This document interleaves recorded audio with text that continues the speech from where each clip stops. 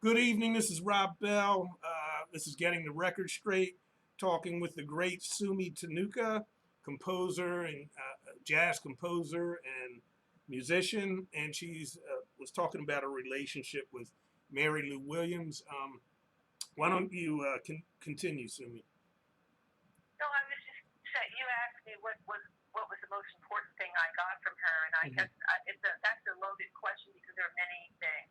Mm-hmm. Um, she was kind of a force, Mm-hmm. and the way she like really taught me about the music was really basically to sit next to her and watch and listen, and then maybe play something after she played, and she'd give me feedback and that kind of a thing. It's Mm-hmm. also just seeing her and being just being getting to know her, being around her. She wasn't an easy person to get to know personally, but musically, I would say that I really got a strong hit, in terms of just who she was as a musician, just through hanging out with her. Mm-hmm. I feel you. A few years ago, I was able to go out to Monterey, California, to the jazz festival there, and I got a chance to see Kenny Barron. And he was, he's another one I wasn't really familiar with, and he just really tore the place up. I mean, he absolutely blew me away. He's a master. Yeah, I mean, and he's Philadelphian, right? And it's just again reinforces this idea of the treasures we have in this city and that have come from this city. And you've done some work. You work with him also. Are you pretty close with him? Yeah, he and we're good friends. Yeah.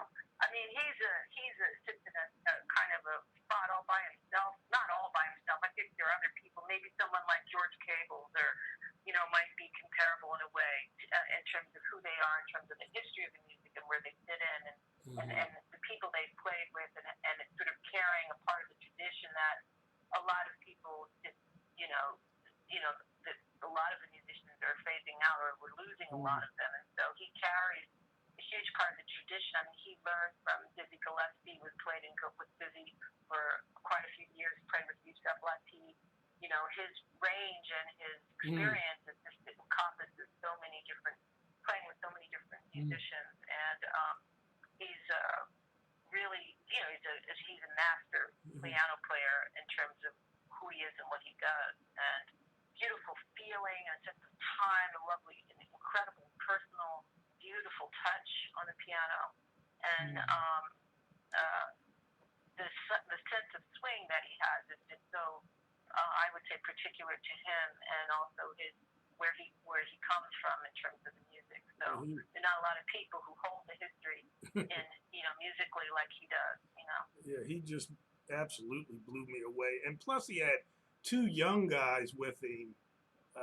Jonathan Blake and Yoshi Kitagawa. Well, they may have been, but he had Sean Jones. They were like guests and came on stage with Sean Jones, and can't remember the brother's name who just died like last year. It was really stunning that he passed away, and I can't think of his name. He's a trumpeter also. Wallace Roney? No, I can't think, and it was Roy Hargrove. Roy Hargrove. Yep. Yeah. He had them as guests, and I mean they had the entire place. About 3,000 people were just on their feet. Just yeah. It was amazing. I'm sure. Let me ask you this. Yeah, well, I'm sorry. I just presented Kenny I had a chance to curate a solo piano show, and I presented Kenny Barron, myself, Michelle Rosewoman, and Billy McCoy in one piano series for Axel Music, which is an online jazz festival. Have you heard about that? I saw part of that. Yeah. Did you see the show that I did called In Your Hand? For some reason, I don't know what the problem was. I couldn't get. Like I saw a snippet. Oh God! Did you have problems getting on? Yeah, I did. Okay, all right, we won't talk about that then. Let me ask you this though. I stumbled on something years ago I was like at a flea market or something, and I bought a CD by Manette Sudler, Mhm. and another treasure here in Philly, and Totally. she was Awesome. singing on the CD. In Oh fact, yeah. she did a she did a rendition of, remember Billy Preston had this big record called Born Again, Uh huh. and she does a swinging jazz version of that, but she sings it. Uh You know, huh. of course, she plays guitar too, but Of and it course. blew me away again. Uh You huh. know, because I didn't expect it, and I wanted to know: do you play any other instruments, or have you ever done any singing along with the? If I could sing, I would. But I don't sing. And I have played other instruments. I used to play cello and soprano sax and clarinet. Oh, really? Okay. Um, yeah, but I mean not professionally. And cello too. So Mm-hmm. I mean, but those were early on, and soprano, yeah, soprano sax I played for a while, Okay. and but not professionally, not on the level like Manette sings, you know. I did. And Manette's a very special musician. She and I also played together and came up together. We used to have a band together called the Renaissance Movement, and we're friends. But she's a very wonderful player. Yeah. Do you have anything on recorded with that with you and her? You know, we're talking now about doing a project. We just did a gig not that long ago, and then we were talking about possibly doing a duo project, which I really still want to make happen on some level or another. Yeah, she is special. That would be Yeah. wonderful. I'd like to hear that. Yeah, Or I'd yeah. like to see that. You Me too. know. um, let's see. The piece that you wrote, given the what's all the things that are going on now in the world, in this country in particular, and you wrote something on Facebook. Can we chat about that, or is that? Sure. What are you referring to? Well, you wrote about the being mixed race. You wrote this Mm-hmm. piece on Facebook, and it was very poignant and moving, I thought. And you said, I'm quoting, the question is still alive and changing within me. I guess the question of being mixed race. You said it's still alive and changing within me. There are advantages to being a person of color and one who is not immediately identifiable as one race. So I was wondering whether you would like to or could expound on that a little bit in terms of advantages to being a person of color from your perspective, and just really, like I said, expounding on kind of what moved you to write that piece. Well, I think partially what moved me to write the piece was I had posted it along with a film about um, being Asian and African mixed specifically, and they were um, uh, there were other people that weren't necessarily Asian and African, but they mentioned that particular blend, and they interviewed people and they asked them about their thoughts in and around their ethnicity and what's going on right now and what it's like being Asian and part something else. With my case, my father's African American, my mother's Japanese American, and but my ethnicity, I would say, is even more complex because my father is also like a big blend. Like so many of African Americans have at least some native and some white blood in them somewhere. You know what I mean? Sure. And and that's true actually for a lot of white Americans too that go back that have mixes as well. But I guess because of what's going on right now with the Black Lives Matter movement and what's happening in terms of the global revolution we're in right now in terms of what I like to refer to as anti-blackness, really, because it's not just about being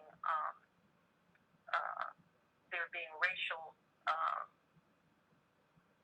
inequities and injustices and violence towards, but it's also specifically black people and also people that quote unquote You know what I'm saying? That are easily identifiable as being black.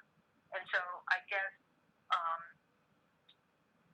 that whole concept of race and ethnicity, and also, you know, the label of black and white, and also the label of being mixed, and just kind of re-examining it at this point in time, in light of everything else that's going on. And because I came up during the 60s where, you know, you had the civil rights movement, you had the women's movement, you know, you had um, the flower people and hippies and, you know, like you name it, it was going on, you know what I mean? And the country was really in a revolution. We had people like Martin Luther King and Malcolm X and Angela Davis and, you know, so many dynamic leaders during the revolution that we were having at that time. And so my parents were radicals. They were both very active politically. So I grew up, you know, with parents that were politically engaged. And so our family was, you know, we would show up at some of the, you know, we went to the March on Washington to end the war. I cooked in the Black Panther program that was in my neighborhood, the breakfast program.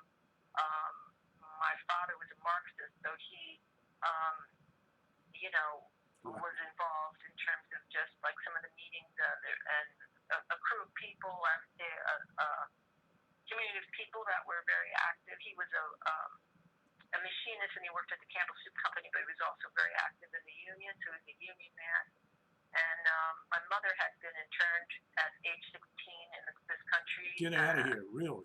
She was one of the first people that was taken into the internment camps, along with my grandparents and my uncle, and the 300,000 other Japanese Americans that were put behind barbed wire during World War II. So my mother was kind of embracing radical politics, you know, as a way of kind of dealing with some of her anger, you know, about that, which she really didn't come out and talk to us about until we got to be older, and she got to be older. But in any case, I'm just saying all this to say that, you know, for me, it's exciting.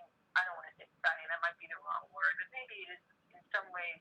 There is a sense of excitement in the sense that, you know, with this movement that's happening now, I think it's a chance to re-engage, and it's so needed in terms of what needs to happen now. And maybe we can have a kind of conversations in and around it and about it that we haven't been able to have yet, you know, in terms of like the deep wound of racism in our country, and the fact that, you know, this country is built on genocide and slavery, and that this is a huge part of the fabric and the, you know, the blood that's in the soil, you know what I mean, in terms of where we come from and how we roll here. And I think what's starting to happen is that actually things have changed to the point where there are more and more people of mixed race. I mean, that's just happening all over the place. And this younger generation, I don't think they think as much about it as we did, you know, in terms of having relationships and mixing it up. And they don't, because things have changed to some extent, you know. I don't think it's true that just because George Floyd was murdered in the way that he was, that things are the same, you know. But I do think that it doesn't mean that we don't have these problems and things that we don't need to deal with them. That we have the problems, but I actually feel like things in some ways are better. They're getting better, but we still have to deal with racism. You know, it's a deep part of what's going on, and there's too much violence, and it's horrible, you know, what's happening in terms of the amount of people, black people, that are being murdered, and the discrimination that exists in this country, especially in terms of this moment, you know. And people have had enough, you know, especially, I mean, all of us, but not all of us, but the young people too. I think that's this new generation. I think they're going to carry it forward in a way that we haven't seen before. At least I feel idealistic in that sense. Maybe I'm. Well, I agree with Sumi. We're going to have to stop it there, though. But it's been great. That's fine. It's been